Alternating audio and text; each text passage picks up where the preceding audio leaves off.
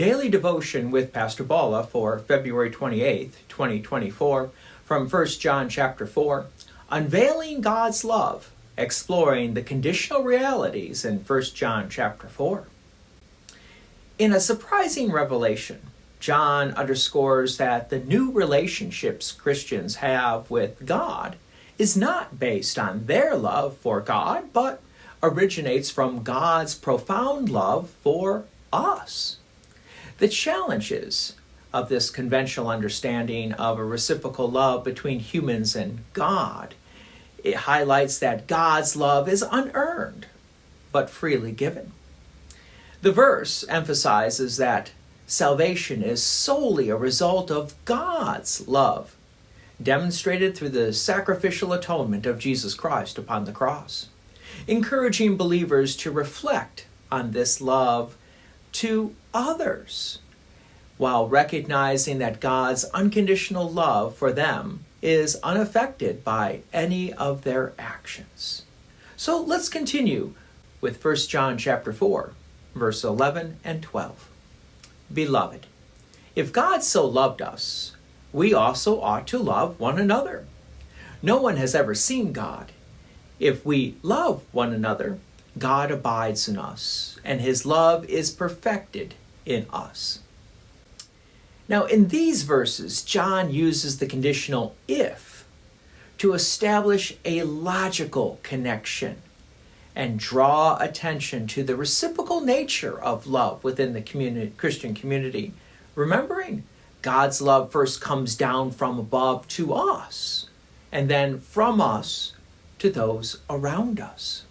So in 1 John chapter 4, verse 11, John uses this conditional to highlight the relationship between God's love for believers and their obligation to love one another.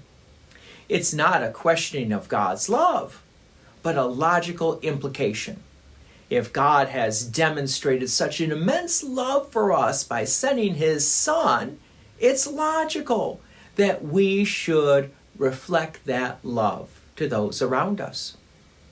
This conditional emphasis is the link between God's love and our response to loving our neighbor.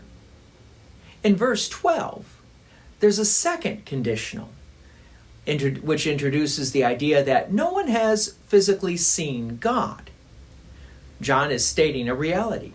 God is not visibly present in our midst. So the if here serves to introduce a condition that, if met, results in a profound consequence.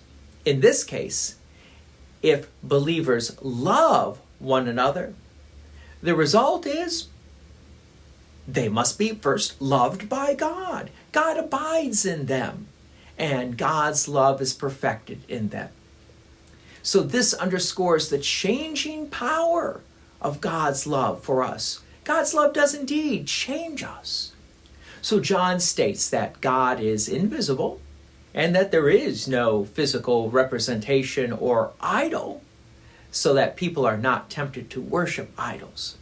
The aspect follows with the biblical commandment against creating graven images, emphasizing a worship of God in spirit and truth, rather than through material representations like idols. So the invisible nature of God also means that God is not limited by physical boundaries, constraints of this world. This affirms God's omnipresence, that yes, God can be present everywhere. And since Jesus Christ is true man and true God, Jesus in both natures is also present everywhere. Now, I will admit that one is a little bit beyond our understanding, but this again is what Scripture teaches. So the invisible nature of God may have a negative impact upon us because we want to know where God is. But when we look at Jesus, Jesus promises to be with us always, and Jesus is true man and true God. And we just scratch our heads and going, we don't see it, but we believe it, because this is what Scripture teaches. because God does promise. Jesus promises to be there where 2 or 3 are gathered in his name.